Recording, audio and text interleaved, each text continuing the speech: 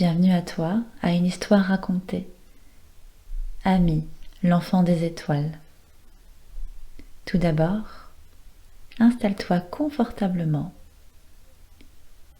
Peut-être sur ton lit, un peu avant de t'endormir, peut-être dans un fauteuil confortable ou une chaise que tu aimes particulièrement. Prends le temps de te poser, de détendre ton corps, de le laisser devenir un petit peu plus lourd. Relâche ton visage, détends tes bras, tes épaules, ton ventre. Détends tes jambes. Écoute ta respiration.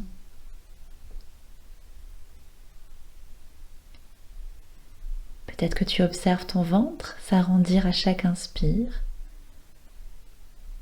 et rétrécir à chaque expire. Et on va respirer ensemble. Inspire par le nez, gonfle ton ventre. Inspire grand et expire tout doucement, toujours par le nez.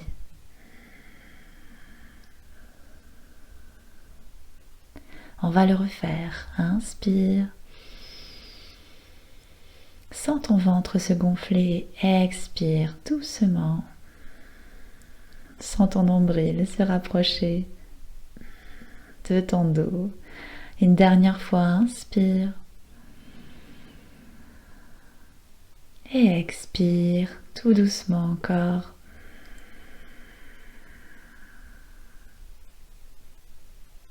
Et relâche tes paupières. Tu peux prendre quelques instants pour écouter les ressentis de ton corps, toutes tes sensations. Et tu es prêt à écouter l'histoire.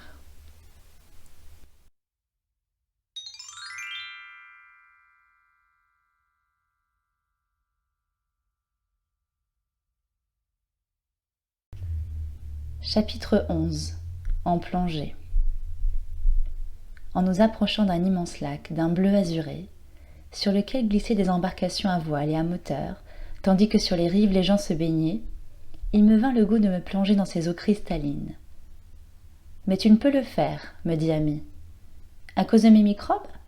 C'est exact. » Il y avait un embarcadère où les gens arrivaient et prenaient librement n'importe quel véhicule aquatique. Des yachts luxueux, de petits canots à rames, de jolis sphères transparentes de différentes grosseurs, des bicyclettes marines ainsi que des équipements de plongée. « Alors ici on peut prendre n'importe quoi ? » ?»« Bien sûr, me répond Ami. « Je crois que la majorité des gens doivent prendre les yachts de luxe. »« Ah non, tu te trompes. Beaucoup aiment ramer, d'autres préfèrent s'amuser avec une petite embarcation, ressentir la sensation de la proximité de l'eau, faire de l'exercice physique. » « Pourquoi y a-t-il autant de divertissements ? Est-ce dimanche aujourd'hui ? » ?»« Ici c'est dimanche tous les jours, dit-il en riant. Quelques-uns prirent des équipements de plongée et s'enfoncèrent sous l'eau. Que font-ils sous l'eau ? Ils se promènent, apprennent, jouissent de la vie. Veux-tu y aller, Pedrito ? Mais tu as dit que je ne peux pas sortir du vaisseau. Au souriant, il mit le cap sur le lac et nous y plongeâmes. Ce fut une très belle sensation que celle de voir apparaître ce monde aquatique. Beaucoup de personnes et de véhicules sous-marins se déplaçaient sous la surface des eaux. On y voyait surtout des sphères transparentes. Un enfant muni d'un masque et d'un petit réservoir d'oxygène plongeait près de nous. En nous voyant, il s'approcha de notre vaisseau, colla son nez contre la vitre d'une fenêtre et nous fit une grimace. Ami trouva cela comique. Je songeais que si j'avais été en train de plonger sur une plage de la Terre, je ne me serais pas approché avec autant de confiance d'un ovni sous-marin. Il y avait au fond du lac une énorme coupole transparente, entourée de lumières de différentes couleurs. À l'intérieur de cette grande bulle, on apercevait une sorte de restaurant dans lequel on pouvait distinguer des petites tables, un orchestre et une piste de danse. Les personnes dansaient au rythme d'une musique gaie et cadencée. Certains observaient les danseurs, et battaient des mains tout en buvant à leur table des breuvages ou des glaces dans de très beaux verres. Et on ne paie pas là non plus? On ne paie nulle part, Pedrito. La vie semble facile. Les gens semblent plus intéressés à s'amuser qu'à travailler. Oui, Pedrito. Ici, il y a très peu de travail. Le travail pénible, ce sont les machines et les robots qui le font. Ah, c'est encore mieux que d'aller au ciel. Nous sommes au ciel, non? Ah. Chaque fois, je comprenais un peu plus clairement comme il serait merveilleux de vivre dans un monde comme celui-là. Il faut le gagner, me dit Amy. Nous avancions lentement au fond de ce lac peuplé de plantes et de poissons étranges. Quelques pyramides apparurent. Elles s'élevaient entre les algues et les coraux de différentes couleurs. Il n'y a pas de requins par ici? Ni requins, ni serpents, ni araignées, ni fauves. Il n'y a rien d'agressif ou de vénéneux. C'est une planète évoluée. Par conséquent, il n'y vit pas d'espèces trop éloignées de l'amour. Celles-ci demeurent dans les mondes qui les méritent. Et que mangent les poissons? La même chose que les vaches et les chevaux dans ton monde, des végétaux. Dans les mondes civilisés, personne ne tue pour vivre. Aucun animal n'en mange un autre. Alors tu ne manges pas de viande. Qu'essaies-tu de me dire? Je n'avais pas voulu dire une idiotie, mais Amy riait. C'est sûr que nous ne mangeons pas de viande, c'est dégoûtant. Quelle méchanceté que de tuer ces petits poulets, ces pauvres cochons et ces pauvres vaches innocentes. De la façon dont il le décrivait, cela me paraissait une méchanceté à moi aussi. Je décidai de ne plus manger de viande. En parlant de nourriture, dis-je, sentant mon estomac vide.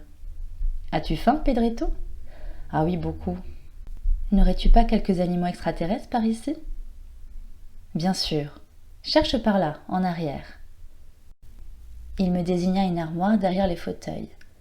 Je soulevai un couvercle qui se glissait vers le haut, et un petit garde-manger apparut. Il y avait là une grande variété de récipients faits d'un matériau que je supposais être du bois, et marqués de signes étranges. « Apporte le plus grand, » me dit Amy.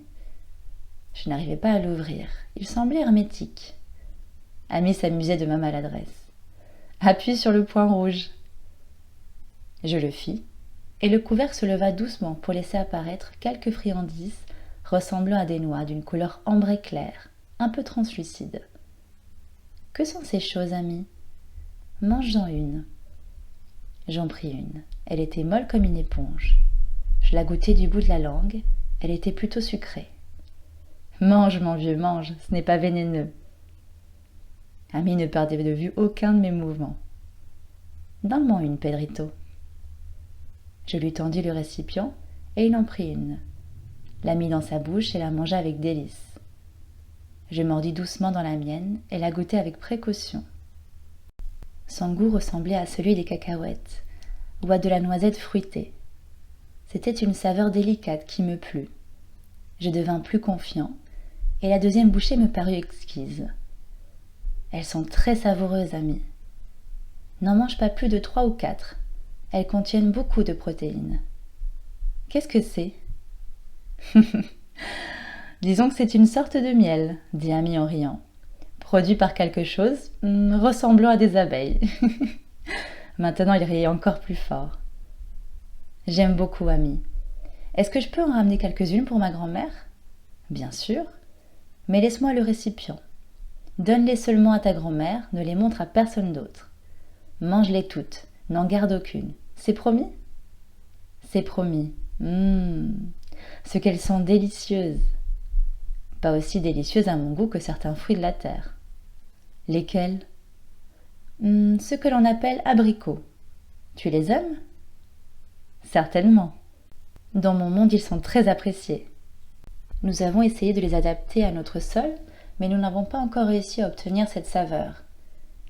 Il y a souvent des apparitions d'ovnis dans les plantations d'abricots. Amy riait aux éclats. Vous les volez? Voler? C'est quoi voler? Il faisait semblant de ne pas me comprendre. Prendre ce qui appartient à autrui, Amy. Ah, de nouveau la possession. Alors nous ne pouvons éviter les mauvaises coutumes de notre monde, et nous volons quelques 5 ou 6 abricots. Il riait de nouveau. Je trouvais cela amusant, mais quelque chose me déplaisait dans cette manière d'agir. Voler et voler, que ce soit un abricot ou $1 000 000. Je lui dis. Mais pourquoi sur la terre ne laisse-t-il pas ceux qui ont besoin de quelque chose le prendre sans payer demanda Ami. Es-tu fou?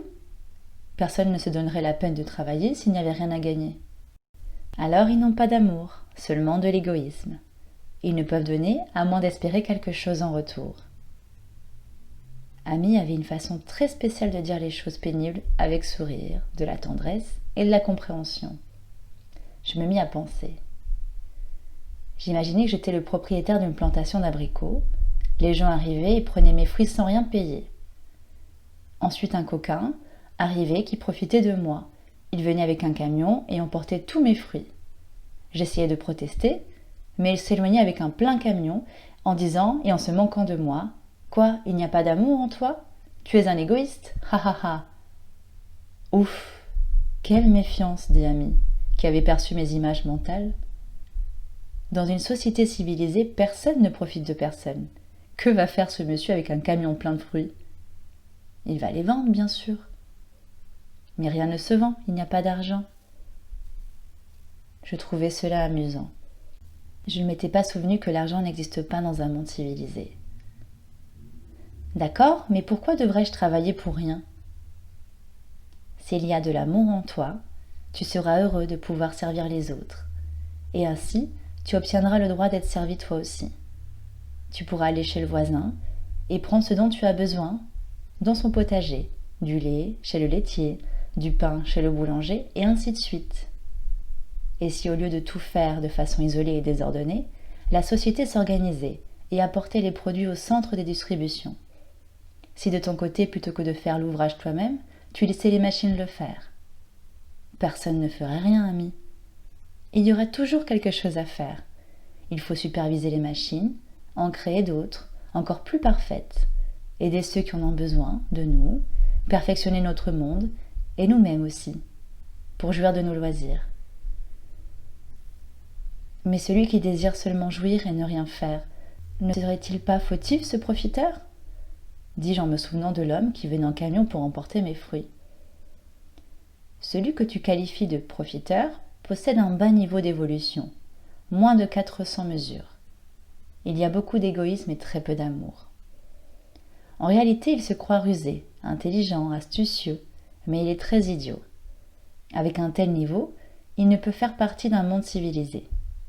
Dans ceci, on considère comme un privilège de pouvoir travailler encore plus, de pouvoir servir encore plus. Ici, beaucoup de gens se divertissent, mais la majorité travaille ailleurs, spécialement dans les laboratoires et des universités, dans toutes ces pyramides, et aussi à des missions de service sur des planètes non civilisées.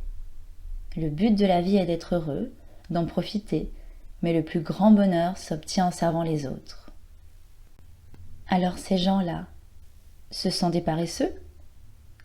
Son rire me fit comprendre que je me trompais de nouveau. Non, ils ne le sont pas, mais les occasions de servir sont rares dans ces mondes. Combien d'heures par jour travaillent-ils? Cela dépend du genre de travail. S'il est agréable, nous pouvons travailler des journées entières. Comme moi en ce moment. C'est un grand privilège. Toi, en quoi consiste ton travail? Je vois que nous nous promenons. Ami riait. Je suis une sorte de messager ou professeur. C'est presque la même chose. Cela m'a paru différent à moi. À ce moment, je vis deux jeunes gens essayer d'entrer par la fenêtre d'une pyramide sous-marine, dans l'intention de voler.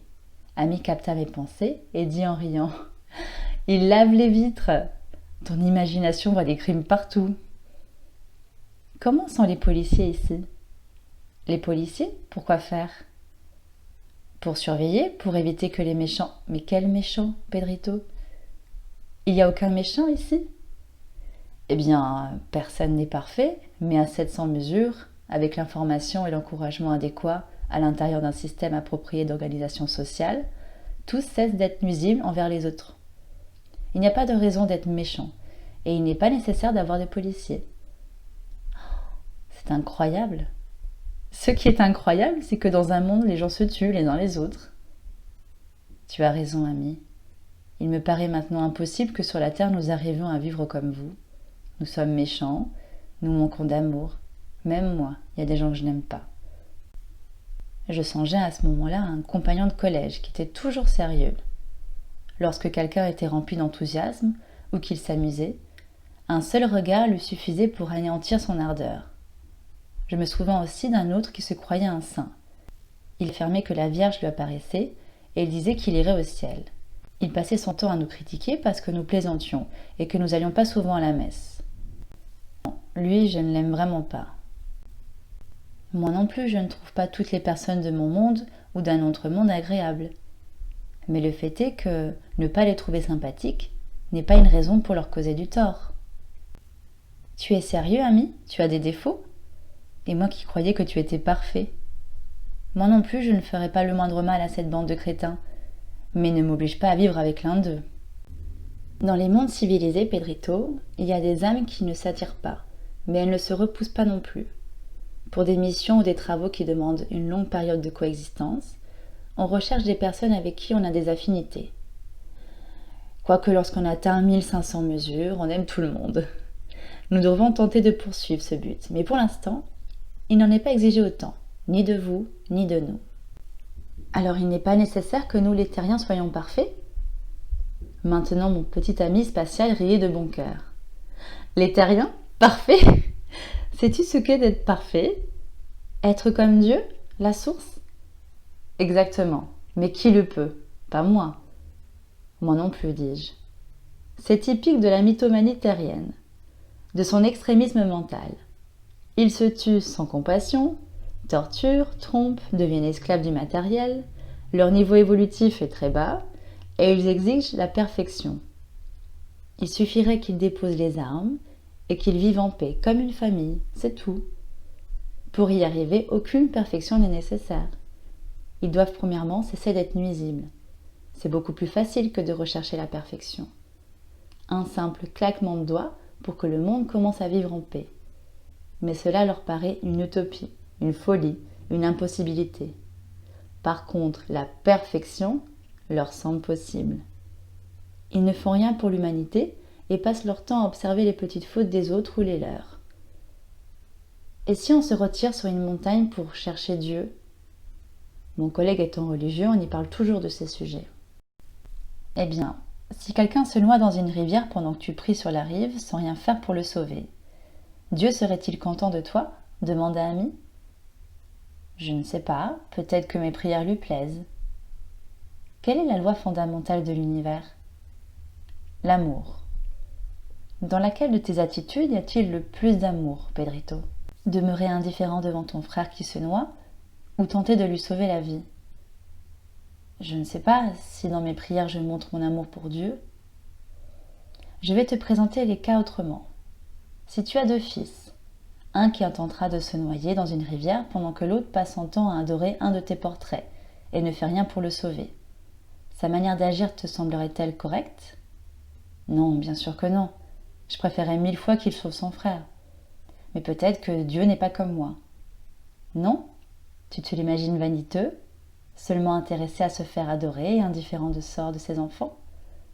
Si toi qui es imparfait n'agirais pas ainsi, comment pourrait-il, lui qui est parfait, être moins bon que toi? Je ne l'avais pas vu de cette façon. La source préférait un athée au service de ses frères à un croyant indifférent devant un de ses enfants qui se noie, pendant que lui-même n'est intéressé que par son illusoire salut, évolution ou perfection individuelle. Je ne le savais pas, ami. Comment se fait-il que tu saches tellement de choses de Dieu? Parce que ton Dieu est amour, et que par conséquent, celui qui fait l'expérience de l'amour fait l'expérience de Dieu, ou la source. Et celui qui aime ne désire qu'être utile. Quelle est ta religion, ami? Aucune? Ou peut-être, oui, je ne sais pas, dans tout l'univers civilisé, l'unique religion, la religion universelle, consiste à vivre en amour, parce que l'amour est Dieu. En dehors de cela, nous n'avons aucun système de croyance. Excepté un, dis-je. Laquelle, Pedrito? Eh bien, celle que l'amour est la loi fondamentale de l'univers. La loi fondamentale de l'univers, Pedrito, n'est pas une croyance, C'est une loi prouvée scientifiquement ou spirituellement, parce que la science et la spiritualité sont la même chose pour nous, comme elles le seront pour vous lorsque votre science découvrira l'amour. Je croyais que c'était une superstition, demandait Amy. Quelque chose comme cela, peut-être une bonne intention. Et non, Pedrito. Allons voir quelques personnes très spéciales. C'était le chapitre 11 d'Amy l'enfant des étoiles. À très bientôt pour un nouvel épisode des aventures de Amy et de Pedrito.